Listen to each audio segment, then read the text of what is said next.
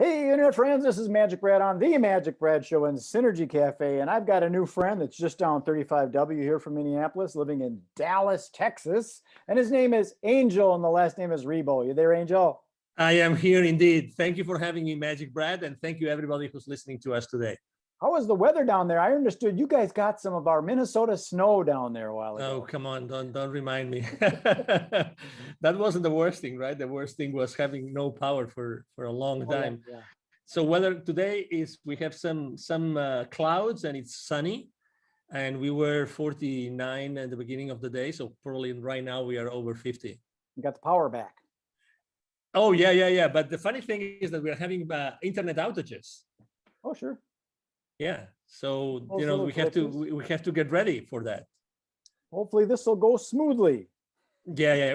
Absolutely. No. I mean, the thing is, how to say this? You would never imagine that you would be 35 degrees inside your house.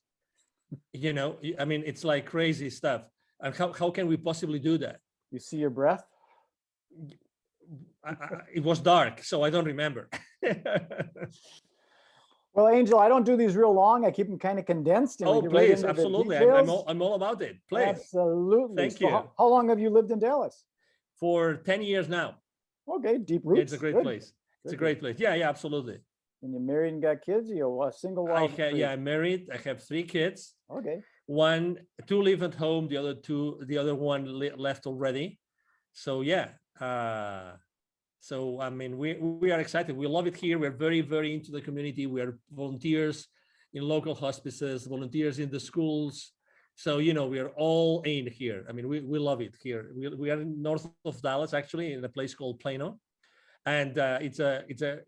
Oh, that's where they make the tackle boxes, the fishing tackle boxes in Plano, Texas. It can be. I don't know. I should be a fisherman. Oh, the tackle boxes. Oh, okay. Oh, okay. Yeah. I think it's the second person that has told me that before. It could be. But there's so many headquarters of large corporations right now. So many things happening in the area that probably like the ones that have lived here, probably they are more like acquainted with former companies, like companies that have been Sure. Well, forever. I'm 63, almost 64 years old. So I'm talking way back when I was a teenager going fishing. I remember I had a plastic Plano tackle box and wow. Okay. Plano. So who would have thunk it? So tell us a little bit about. I mean, let me tell you something. We've been here for 10 years, and there's places that when we came here, there was nothing built. Mm-hmm. And as you know, Texas is the second largest state in the union. Yeah. So there's so much space to fill, that we are in. I mean, it's amazing the amount of companies and headquarters that are relocating every single year. It's also fascinating how fast they can build buildings these days. Yeah, true. Yeah, it's not like brick by brick anymore. They take them big slabs and put them up, and poof, they got a warehouse. I agree. I agree. I don't know what's going to happen with the space, with the office space right now, with all the virus and everything. But anyway, people will figure it out. I mean, we're business people, so everybody figures out what to do with the surroundings. But it's a great area. It's an international area. There's people from many different places in the world here. Very important, high-tech industry. So again, multicultural. This is really a melting pot of cultures here in Plano, Texas. Do you consider yourself an entrepreneur? I do. In the business world? Totally. Yeah. You got that entrepreneurial spirit, and we will innovate and adjust. My background is in the event industry, events, travel, and tourism. Guess what? COVID doesn't like that. That said no. So yeah. I had to innovate, and that's why I'm doing a lot more online things like this, just staying out there, making it happen. So tell us a little bit about your business and what you do. Thank you. Absolutely. So basically, both corporate CEOs and established entrepreneurs, they hire me to bridge the gap globally for expansion and exposure. Basically, I help them grow or accelerate the growth of their businesses through strategies related to going global, basically. Mm-hmm. And basically, it's two very defined parts. One is, exposure. It's all about how do you get the right exposure in the right market at with the right target, right? Mm-hmm. And the other one is how to get, basically, it's more like business development. how to find the right clients or partners or partnerships or distributors or resellers. It depends on what service or product you're providing. So you work with a lot of different type of people, I'm sure. And Yes. do you run into like the old school guys that want to do like radio and TV because that's what works, and they won't innovate into a different way? Well, I haven't had that conversation, but I definitely deal with old school guys. And I think that everybody is so sensitive already about online, that, I mean, I have been offered myself to have a show on a radio station. But obviously then it's all about, I would have it if I could bring my clients on, and then I could help them, publicize their system, their products and services, right? So it all depends. It all goes down to the audience that you are serving. But I think that right now, even the older schoolers are really, they know that they have to be online. And to that purpose, actually, I use LinkedIn extensively. Yeah. I use as you probably have seen, I mean, I'm very active on LinkedIn. I have 27,000 connections. I literally interact with a few over, now that I counted, it's over 1,500, almost 2,000 people on LinkedIn interacting every single week, literally. Wow. So yeah, I have it's where that's my world. It's where I, interact with everybody. Well, the reason I bring it up, because I'm in the event business, and there was a party supply store locally here, and the old school guys, they've been around for like 30 years or something like that. They wanted to do radio ads. They didn't really want to put money into this social media thing because they wanted to do the old radio. And you could take that money and you can really put it into a much better place online these days when you understand that kind of thing. Some don't. But it's a great way of thinking still, because so the question that I like, I'm not the person that asks, can we do this or can we do that? Like, close-ended questions.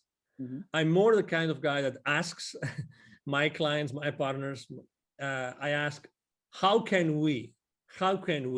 And I think that at the end of the day, the main reason why they wanted to be on radio shows or let's say the classic radio, is because of the human touch. And for instance, the other day I was having a conversation with an entrepreneur. He wanted me to help her launch a show online.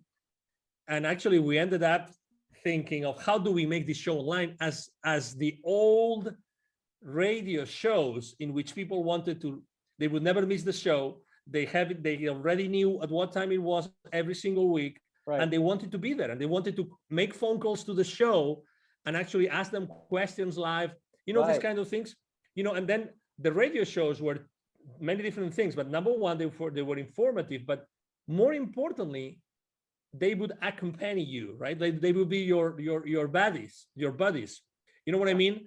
If you felt kind of alone or you didn't know what to do, you would go to those programs because you like the host or co-hosts, right? And it's a place where you wanted to be heard and you were curious about the questions of others. So if you realize this, it's like, how do you keep the human connection alive, having an online interaction? That's the question I'm answering myself for my clients every single day. That's exactly what I do. Yeah, it's the human engagement, and like you said, the Q&A kind of thing where you're actually talking and solving problems, and so it might be more applicable. So it's always good to ask those open-ended questions, the who, what, where, when, how, why, to get information in rather than saying this is the way it should be. Yes, sir. Exactly. Yeah. Are there any specific niches that you work in? Do you work in like that's a great question. Real estate? That's a great question. To be honest, historically I was working with literally every single industry. Today it's more related to the mindset of the owner, CEO, entrepreneur, more than to any industry. I really don't think there's any industry I have not worked, to be honest. So you prefer to work with the owner operator rather than going through the red tape of the committee and the board and all that kind of stuff? No, that's a great question again. No, I don't mind, because I'm good. I'm good physically. Let's say I like to have the face-to-face, Yeah. So that's where I am really, I mean, if I may say, right, humbly speaking, good at. I'm good at being face-to-face with people, talking to people, listening to people, and understanding what they want so that I can provide them with what they need. So to your question, I really like when there's a structure already in place, because that makes things easier. But Sure. that's for corporations, right? But I work a lot with entrepreneurs. So, it's all about the mindset of the person you're working with rather than the kind of company, either size or industry, really. Sure. Yeah, because sometimes people are concerned about their competition, Yeah. and maybe there is no competition. You're just in your own lane. Depends on how Yeah. fast you want to drive. But and that's one of the reasons why, for instance, last year here in the Dallas business arena, I was helping an accelerator with their entrepreneurs and startup owners.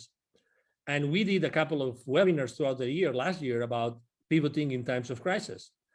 And a lot of entrepreneurs, while pivoting, is like you are starting over your business, right? Somehow. So they were afraid of, oh, is there competition or there is no competition? I think that's the wrong question, very, very humbly speaking, okay? I think that's the wrong question. The thing is, I mean, do I really like what I'm going to do or to sell? Mm-hmm. Do I have the expertise? Is there an audience for this? And are they going to pay for it? If you're able to answer those 4 questions, then the competition really becomes irrelevant. Because Correct. If you're able to do yourself, you're able to do something better than the competition, if there's competition, then you're going to thrive. So the question is rather not if there's competition, is how can I differentiate myself? And again, I also believe that the same way I told you before that I don't pick like industries, or I don't pick company sizes, or profiles. I pick mindset. I think it's the exact same way. I think that even if you provide the same service as someone else, I think that you are going to be, there's still going to be an audience, because people will like you as opposed to someone else. You know what I mean? I agree. So let's say you and I, we both provide the same service. By nature, there's going to be people that naturally will be attracted to you, and other will be attracted to me. Sure. Just because of who you are, even because of your physical appearance, the way you speak, your accent. I mean, there's so many variables. I mean, your experience in life, right? There's so many things. I agree. So that's why I think that it all depends on how badly you want to do this, how really enthusiastic and passionate you are about providing a specific service or selling a specific product, rather than the competition. I'm very skeptical about cutting someone's wings because of the competition. Very skeptical. Yeah, I've never really understood the competition in business, because if you look at it, McDonald's and Burger King and Coca-Cola and Pepsi are still there. So nobody's won. There is no goal. There's no end goal like there is in a sports game, where there's a goal and a time that runs out. And there are more and more. It's funny that you mentioned this, because if you go to the central markets or to the Whole Foods markets and these places, you will see that there's probably like 4 or 5 more brands of cola, of cola, refreshment. Yes. There are already. And if you go, actually, I remember when I was still living in Latin America 11, 12 years ago, there was actually a very, very popular soda brand that was from Peru that was competing head to head with both Pepsi and Coca-Cola. And that was, again, 12 years ago, and they started 20 plus years I'm in ago. agreement with that. I think it's, if your mother and father competed, you wouldn't be here. Exactly. You got to work together. Which ends up, which eventually takes you to a place where, okay, so how can I collaborate as opposed to compete? I agree. Maybe so that's why there are so many similar ways. There. I'm building out a thing called the Synergy Collaborative, because that's what it is. It's working together. Figure out how can we don't want to take and share the pie, but let's make a bigger pie. So let me tell you something. So every time I speak about the main mistakes that entrepreneurs make when they start their own journey, collaboration is one of the main mistakes. Number 1, because it's a blind spot for them. And number 2, because they are afraid of it. And number 3, because they're not able to do it. They don't know how to do it. It sounds crazy, but if you analyze it, and you said it great, MagicBrad, we are not taught on how to collaborate. How many subjects did you have? How many periods did you have in your elementary or middle or high schools about collaborating? What's the right way for collaborating? Well, of our collaboration. brains are functioning with the left and the right. So we already got that good and evil and the black and white and the separation. You got to realize that there is a gray. Yeah, but also again, how do you collaborate? How much do you give, and how much do you expect in return? So it's funny, but I really believe that we are very bad in collaboration, very bad. I agree. It's an under. You kind of wonder, okay, I put in 100 hours, you only put in 70 hours, and how come we're splitting 50-50? Yes. So I understand our mind thinks logically like that. Yes. I have another question about who do you serve? Are you in a specific geographic area? Do you prefer the United States, North America, or is it global? Doesn't matter to you? Yeah. So I've had in the last 5 years of my business, I've had clients in Europe, in Latin America, in Asia, in Australia, in Canada. So I have customers all over the place. So when it comes down to helping companies go global, there's really, I take clients from almost everywhere in the world. Right now, actually, I'm working on two projects, and one of them is in Asia, like large expansion projects. And there's really no geographical origin. Obviously, I have a very important footprint here in the Dallas area because I'm here. So there's a lot of executives that know me and know who I am, right? Because they see me around. But my clients really come from anywhere in the world because of the online world. Because some of the things that I'm working on, it's hard for me to work with someone over in Singapore or Bali, Indonesia, because the calendar is so flip-flopped. We're going to meet on Monday, but guess what? It's Tuesday there. Yeah. So I try and stay in the central time zone as much as I can, but to each his own, Yeah. I just had a conference call video conference call at 9:30 a.m. here in Central, and it was really late at night for them. But we try to compensate. We try to do like late for me, late for them, late for me, late for them. So we try. I like the way you operate because it's kind of doesn't matter because over on the other side of the planet, you got early morning people and they got late night people. It depends on the vibe and stuff. So it sounds like you're very open to whoever wants to work with you. I am. Done. Yeah. That's true. So yeah, I mean, typically, I have to say I work a lot of hours. A good day for me is the day in which I have a 2 or 3 hour break in the middle. Okay. So I see my day in 2 big chunks, really, because of that.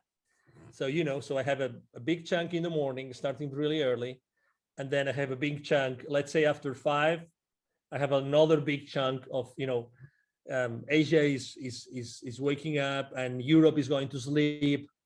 So what would be some of the key words that you would use for when people are looking for you if they're searching you out? Yeah, international expansion, international exposure.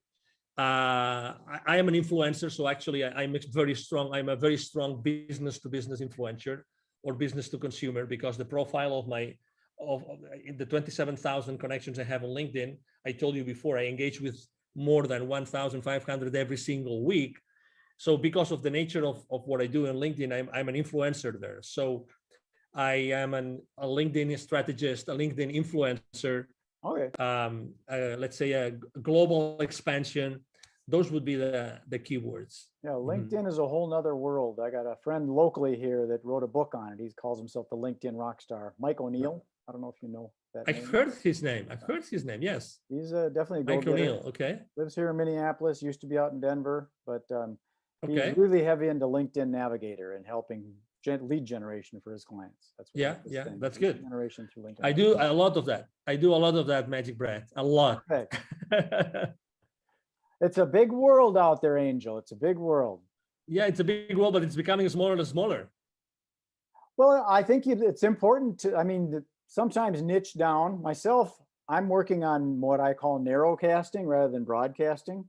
Yeah. Trying to stay within the central time zone so that we're all working on the same time frame.